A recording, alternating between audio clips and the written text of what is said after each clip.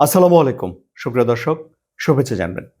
আমরা সবাই জানি যে যুক্তরাষ্ট্র এবং ইরান একটা বৈঠকে বসতে যাচ্ছে, যে বৈঠক অনুষ্ঠিত হবে ইস্তানবুলে। তুরস্কে অনুষ্ঠিতব্য এই বৈঠক যদি শেষ পর্যন্ত ব্যর্থ হয়ে যায়, তাহলে পরিস্থিতি কি দাঁড়াবে? এটি হলো আলোচনার মূল বিষয়। আচ্ছা, শুরুতে আপনাদের কাছে একটা প্রশ্ন রাখি। আপনারা কি অনুমান করতে পারেন যে যুক্তরাষ্ট্র ইরানে আসলে কি চায়? আমরা তো যুক্তরাষ্ট্রের কাছ থেকে স্পষ্ট করে যুক্তরাষ্ট্র কি চায় তা কি শুনেছি?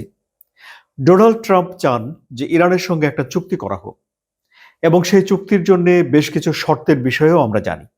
যেমন ইরানের পারমাণবিক কর্মসূচি বন্ধ করে দেয়া, ইরানের ক্ষেপণাস্ত্র কর্মসূচিকে কাটছাঁট করা, এবং ইরানের যারা প্রক্সি গ্রুপ রয়েছে তাদেরকে ইরান সহযোগিতা করবে না, এমন একটা পরিস্থিতিতে যাওয়া। তাহলে এগুলো তো কতগুলো শর্ত পরিপালন করা বা শর্ত বাস্তবায়ন করা, যার মাধ্যমে ইরানকে রাষ্ট্র হিসেবে সামরিকভাবে দুর্বল করে ফেলা যাবে। এটি একটি লক্ষ্য এখনো পর্যন্ত আমরা যুক্তরাষ্ট্রের তরফ থেকে স্পষ্ট বুঝতে পারছি। কিন্তু এর মাধ্যমে ইরানে আসলে যুক্তরাষ্ট্র কি চায় তা কি স্পষ্ট হয়েছে? যেমন আরো পরিষ্কার করে বলি, যুক্তরাষ্ট্র কি ইরানের সরকার পরিবর্তন করে ফেলতে চায়? এক। দুই, যুক্তরাষ্ট্র কি ইরানের যে প্রাকৃতিক সম্পদ রয়েছে তেলের নিয়ন্ত্রণ নিয়ে নিতে চায়, যেমনটি তারা করেছে ভেনেজুয়েলাতে? ভেনেজুয়েলার তেল কোথায় বিক্রি হবে, কোন দেশে যাবে, কোথায় বিক্রি হবে না, কোন দেশ পাবে না, সে বিষয়টি এখন ডোনাল্ড ট্রাম্প অর্থাৎ যুক্তরাষ্ট্র নিয়ন্ত্রণ করে থাকেন। ইরানের যে প্রাকৃতিক সম্পদ রয়েছে সেই সম্পদের উপরে কি যুক্তরাষ্ট্র এরকম একটা নিয়ন্ত্রণ নিতে চান, সেটিও স্পষ্ট নয়। এখন মধ্যপ্রাচ্যে যুক্তরাষ্ট্র কি বিশেষ কোনো সুবিধা নিতে চান? ইরানে কি যুক্তরাষ্ট্র একটা ঘাঁটি গড়ে তুলতে চায়? এটি স্পষ্ট নয়। তাহলে আসলে ইরানে যুক্তরাষ্ট্র কি করতে চায় সে বিষয়টি স্পষ্ট নয়। যেহেতু বিষয়টি স্পষ্ট নয়, তাই এটি বড় ধরনের ঝুঁকি তৈরি করতে পারে। কিসের ঝুঁকি? আক্রমণের ঝুঁকি। কিসের ঝুঁকি? ক্ষয়ক্ষতির ঝুঁকি। এখন এই সব কিছুর বিপরীতে ইরানের চাওয়া কি? আপাত দৃষ্টিতে এখন মনে হচ্ছে যে ইরানের চাওয়া একটাই। কি সেটি? যে আরো কিছু সময় ক্রয় করা, আরো কিছু সময় নিয়ে নেওয়া। কেন? যেন ডোনাল্ড ট্রাম্পের শাসন আমল শেষ হয়ে যায়। যুক্তরাষ্ট্রের সংবিধানের শর্ত অনুযায়ী ডোনাল্ড ট্রাম্পের এটাই শেষ মেয়াদ, এবং এই মেয়াদ শেষ হয়ে যাওয়ার পর তিনি আর প্রেসিডেন্ট নির্বাচন করতে পারবেন না, যদি না তাদের সংবিধান পরিবর্তন করা হয় বা না হয়। সংবিধান পরিবর্তন করলে ভিন্ন বিষয়। আবার ধরুন, ডোনাল্ড ট্রাম্প ইরানকে যেই পরিমাণে প্রেসার দিতে পেরেছে এবং পরিস্থিতি যে পর্যায়ে নিয়ে গেছে একটা চুক্তি করার জন্য, কিন্তু এর আগের যে প্রশাসন ছিল, জো বাইডেন প্রশাসন, তারা ইরানকে এই পরিমাণে চাপ দিয়ে পরিস্থিতিকে এতদূর গড়িয়ে নিয়ে যেতে পারেনি। সুতরাং ইরান এখন ভালোভাবেই চাইবে যে সময়টা পার হয়ে যাক কোনো রকমে, ডোনাল্ড ট্রাম্পের ক্ষমতার মেয়াদ শেষ হোক। এটি ইরানের চাওয়া হতে পারে। এখন ধরুন, ইরান এটি চাইতে পারে যে যুক্তরাষ্ট্র মধ্যপ্রাচ্যে তাদের নিয়ন্ত্রণ গুটিয়ে চলে যাবে, কিন্তু যুক্তরাষ্ট্র মধ্যপ্রাচ্য থেকে কোনোদিনই তাদের নিয়ন্ত্রণ গুটিয়ে চলে যাবে না। আপনারা লক্ষ্য করে দেখবেন যে ইরান ছাড়া ইরানের আশেপাশে ৮টি দেশে যুক্তরাষ্ট্রের স্থায়ী ঘাঁটি রয়েছে। ১৯টি দেশে টোটাল স্থায়ী অস্থায়ী মিলে ঘাঁটি রয়েছে, এবং যুক্তরাষ্ট্র সেখানে থেকেই যায়। কারণ হলো যে তেল সমৃদ্ধ এই জায়গা, পেট্রো ডলার, ডলারের আধিপত্য রক্ষা করা, তেলের বাজারের ভারসাম্য ঠিক রাখা, এক কথায় প্রত্যক্ষ বা পরোক্ষভাবে তেলের বাজারে যুক্তরাষ্ট্রের এক ধরনের নিয়ন্ত্রণ রাখা, এবং ভৌগোলিক, রাজনৈতিক, কৌশলগত নানান কারণে যুক্তরাষ্ট্রকে অবশ্যই এই মধ্যপ্রাচ্যে থাকতে হবে, যদি যুক্তরাষ্ট্র বিশ্বব্যাপী তাদের আধিপত্য বজায় রাখতে চায়। সুতরাং এখানে যুক্তরাষ্ট্রের একমাত্র প্রতিদ্বন্দ্বী হলো ইরান। ইরান নিজেও একটা আঞ্চলিক শক্তি হিসেবে নিজের আধিপত্য ছড়িয়ে রাখতে চায়। এর প্রমাণ হলো ইরানের এই যে হামাসকে সহযোগিতা করা, হুতিদের সহযোগিতা করা, হিজবুল্লাহকে সহযোগিতা করা, কিংবা বাশার আল আসাদের মাধ্যমে সিরিয়াতে যে একটা অক্ষশক্তি এই দেশগুলোকে নিয়ে ইরান গড়ে তুলেছিল, সেটা এটাই প্রমাণ করে। সুতরাং যদি যুক্তরাষ্ট্র যদি এখানে দুর্বল হয়, তাহলে ইরান সবল হয়ে উঠবে, যেটি যুক্তরাষ্ট্র মেনে নিতে পারবে না বা মেনে নেওয়া কষ্টকর হবে। সুতরাং যুক্তরাষ্ট্র চাইবে যে এখানে একটা কিছু করতে, কিন্তু সে একটা কিছু কি সে বিষয়টি কিন্তু এখনো পর্যন্ত স্পষ্ট হয়ে উঠল না। আপাতত এটাই স্পষ্ট যে যুক্তরাষ্ট্র একটা আলোচনা করতে চায়, একটা চুক্তিতে যেতে চায়, যে চুক্তিটা যুক্তরাষ্ট্র যেসব শর্ত দেয় সেসব শর্ত বাস্তবায়ন করা হলে ইরান অত্যন্ত দুর্বল একটা রাষ্ট্র হয়ে পড়বে। কারণ এসব শর্ত মেনে নিলে ইরান তার প্রক্সি গ্রুপকে মেনটেন করতে পারবে না, ইরান মিসাইল তৈরি করতে পারবে না, দূরপাল্লার মিসাইল তৈরি করতে পারবে না, ইরান তার পারমাণবিক অস্ত্র তৈরি করার যে সক্ষমতা বা যে সম্ভাবনা জাগিয়ে তুলেছে সেটাকেও ইরানকে ত্যাগ করতে হবে।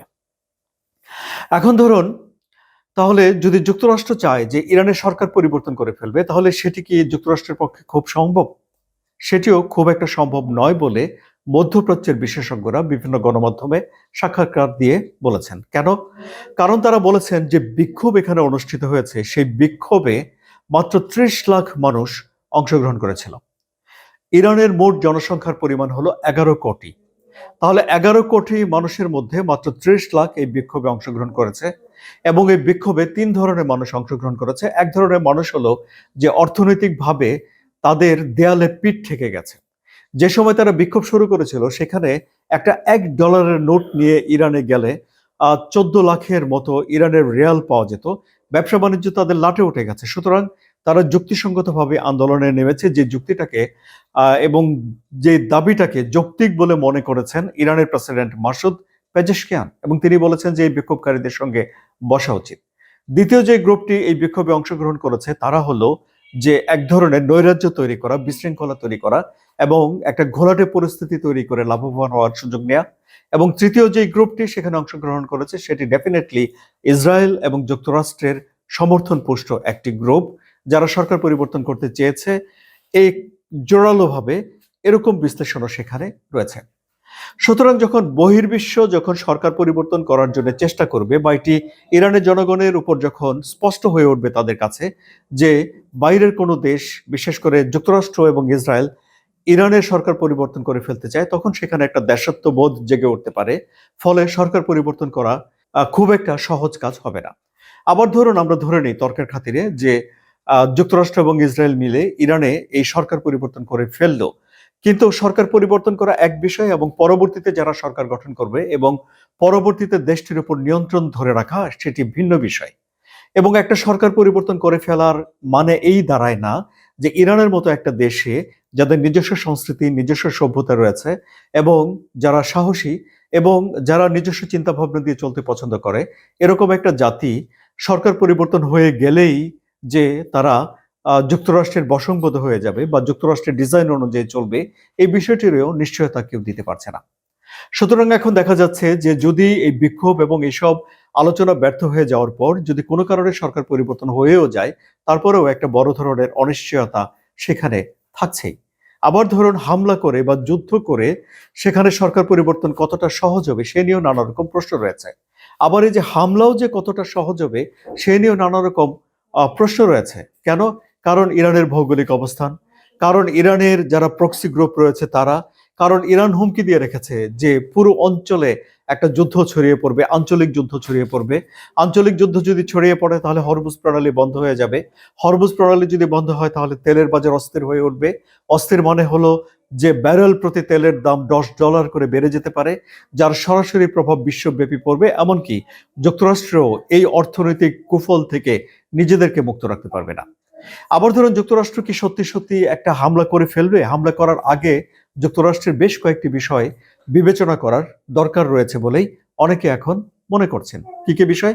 বিশেষ করে এই যে যুক্তরাষ্ট্র সেখানে হামলা করার মতো যথেষ্ট পরিমাণে সামর্থ্য বা শক্তি মজুত করে রেখেছে। তারা তাদের একটা যুদ্ধ বিমানবাহী রণতরী সেখানে মোতায়েন করেছে, আরো একটি রণতরী সেখানে যাচ্ছে। ফলে যুক্তরাষ্ট্রের সামরিক সম্ভার সেখানে আছে। যেই মুহূর্তে আলাপ আলোচনা ব্যর্থ হয়ে যাবে ঠিক সেই মুহূর্তেই যুক্তরাষ্ট্র চাইলেই কিন্তু একটা যুদ্ধ শুরু করে ফেলতে পারবে বা আক্রমণ করে ফেলতে পারবে। কিন্তু আক্রমণ করে ফেলা এবং পুরো বিষয়টিকে নিজেদের নিয়ন্ত্রণে নিয়ে আসা, একটা সুপরিকল্পিত বিজয় অর্জন করে পরিবেশ পরিস্থিতি নিজের নিয়ন্ত্রণে নিয়ে রাখা, সেটি ভিন্ন বিষয় হয়ে দাঁড়ায়। বিশেষ করে হরমুজ প্রণালীতে চীন, রাশিয়া এবং ইরান একটা যৌথ মহড়া করার পরে ওখানকার যে সামরিক হিসাব এবং আক্রমণ না করার যে হিসাবগুলো রয়েছে সেগুলো অত্যন্ত জটিল হয়ে উঠেছে। আবার ধরুন সরাসরি ওখানকার যে বড় একটা শক্তি, বিশেষ করে মুসলিম উম্মার জন্য, সেটা হলো সৌদি আরব। সৌদি আরব ইরানের সঙ্গে মোটেও কোনো রকম ঝামেলায় যেতে চাচ্ছে না।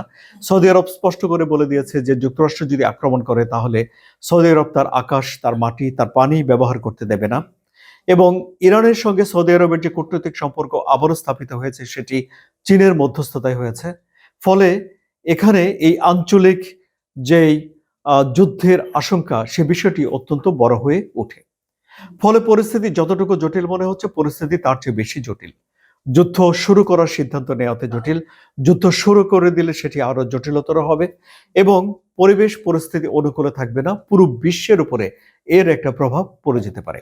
সুতরাং সবচেয়ে ভালো একটা সমাধান হলো যে আলাপ আলোচনার মধ্য দিয়ে যদি দুই পক্ষ নিজেদেরকে নিয়ন্ত্রণে রাখতে পারে। কিন্তু যেসব শর্ত যুক্তরাষ্ট্র দিয়েছে, বিশেষ করে মিসাইল বা ক্ষেপণাস্ত্র তৈরি করার কর্মসূচিকে কাটছাঁট করার ব্যাপারে ইরান যে সম্মত হবে না, সেটি মোটামুটিভাবে তারা আগেই বলে দিয়েছে। সুতরাং এটি এক ধরনের অনিশ্চয়তা, জটিলতা এখানে আছে। ফলে যেহেতু অনিশ্চয়তা আছে, জটিলতা আছে, ফলে ভুল বোঝাবুঝির এক ধরনের আশঙ্কা আছে। আর যদি যুক্তরাষ্ট্র কিংবা ইরান কোনো পক্ষ যদি একটা ভুল করে, তবে তা অনুশোচনার হবে। অনুশোচনার হবে দুই পক্ষের জন্যই, কিন্তু কার জন্য বেশি অনুশোচনার হবে সেটি এখন দেখার বিষয়। আপনাদের কি মনে হয় সুপ্রিয় দর্শক? আপনাদের মতামত কমেন্টে জানান। আলোচনা যদি ভালো লাগে তাহলে সাবস্ক্রাইব করে চ্যানেলের সঙ্গে থাকুন। ধন্যবাদ।